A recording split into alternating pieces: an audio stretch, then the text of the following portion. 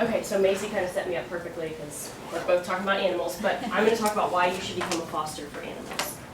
So, using the same statistic she used, 7.6 million companion animals, dogs and cats, enter shelters every year. 2.7 million of these will be adopted, and 2.7 will be euthanized. So there's the same amount being adopted and euthanized. That leaves 2.2 million animals staying in shelters every year. This is where foster families for these animals become extremely vital, because try as the shelters might, they don't have the resources to give 2.2 million animals the love and care that they deserve. So I'm just going to pass around some pictures real quick. Sorry for the terrible quality, my printer ran out of ink. But these are dogs that are at Gainesville Pet Rescue currently that need fosters. There are many more like them that need fosters, but they don't have all the pictures online, and there are also cats as well. Their names are on the back if you guys want to see those. So I want you guys to raise your hand if you think that you know what fostering is and what it involves. So I'm not going to call on anyone, but if you think you know what it is. Okay, so most of you, that's good. So I want you guys now to please take out your phones. You're going to go to the same website that Nina had you go to, but using my name. So polev.com/morgangates056. And I want you guys to answer this question for me. How much money do you think it costs to foster an animal? So for you to walk into a shelter and say, hey, I want to foster an animal today, how much money do you think you're going to have to pay for that? Hopefully, fingers crossed that this works. There we go.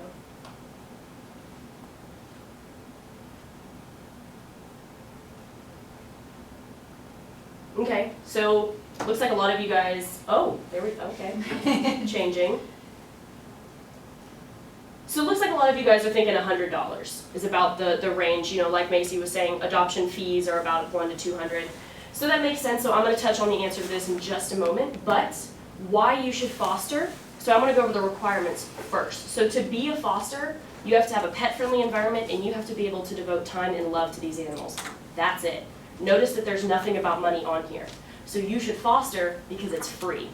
So for you to walk into a shelter and say, I want to foster an animal, you don't have to pay anything. They will provide you everything you need, from food to supplies, leashes, collars, like outfits if they have outfits, toys, treats, everything. They'll also provide you veterinary care, so you don't have to pay for veterinary care at all.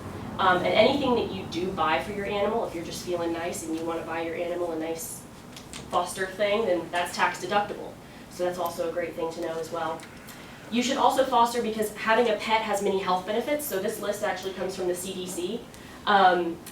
Having pets decreases blood pressure, cholesterol levels, triglyceride levels, and feelings of loneliness because you have a companion. It also increases our socialization because you meet other, pet owners, and you're like, hey, I love animals too. So you kind of get to know more people that way. They increase our physical fitness because they keep us active. So taking your animals for a walk, playing with them at home, that keeps you active and physically fit. They increase our happiness because of our serotonin and hormone levels and whatnot. It elevates those, so it keeps us happier. I don't really know any sad people with pets unless it's outside circumstances.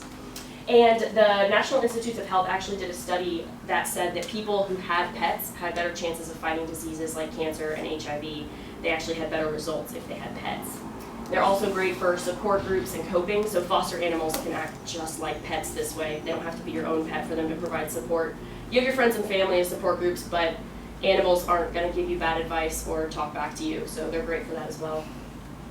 And you should also foster because you're saving lives. So by bringing a foster animal into your home, you're opening up a spot at a shelter for the shelter to take in more animals off the street and give them the opportunity that they've never had for a rescue.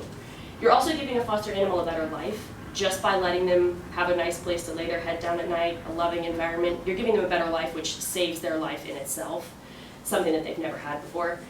And then you're also increasing their chances of being adopted by socializing them in a home environment. So perfect example of this is this sweet boy Preston. He's the dog, not the man.